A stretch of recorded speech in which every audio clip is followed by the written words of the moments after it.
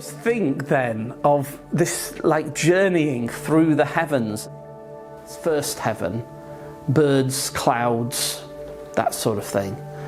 And then there's a second heaven, which is the stars of the heavens. And then there's a third heaven. If you go up a mountain, you're on a tall mountain, and then you look from the top of a tall mountain and just that sense of space. Sometimes you're above the clouds, aren't you, on a mountain, and you're looking down on clouds, and birds don't, there's not many birds because a lot of birds don't go up that high, but there are, if you do have birds, there are these like high flying birds and clouds, or if you're in an aeroplane flying, and this is the first heaven. The height, the space, the scale of it.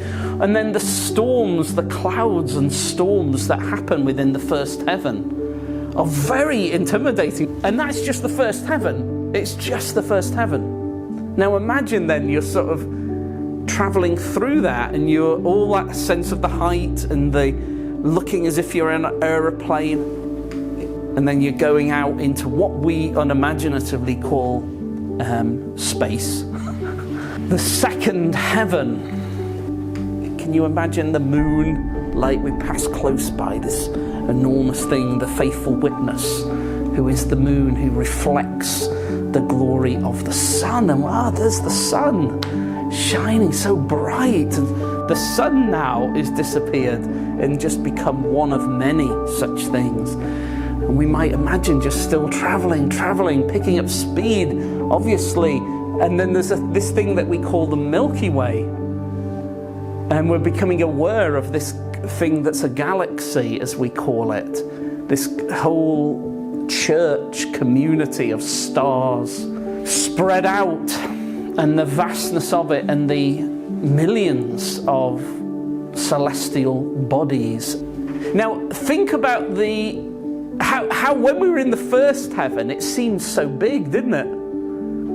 And it's breathtaking and crushing almost the size of the first heaven. But now we're in the second heaven. Do you see? We haven't finished our journey. Because we're about to say, what we want to say to people like that is, oh, well, you think that's big?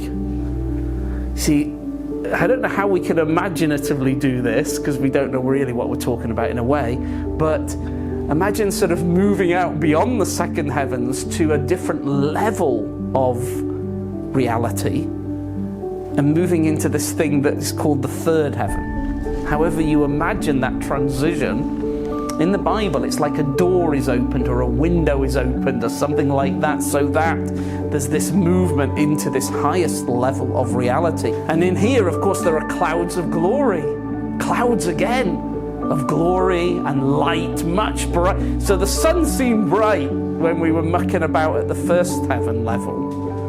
And then we saw other bright lights, but now we're approaching something that's really, really the brightness of the uncreated light that's never begun, that shines at the center of it all, and the light, the wonder. And when people in the Bible have experience of witnessing something of this third heaven, they run out of words. But now that if we've really appreciated the third level of reality, actually that second heaven now seems small.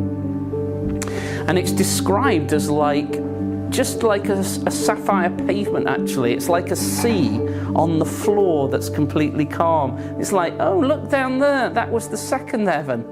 And it's just like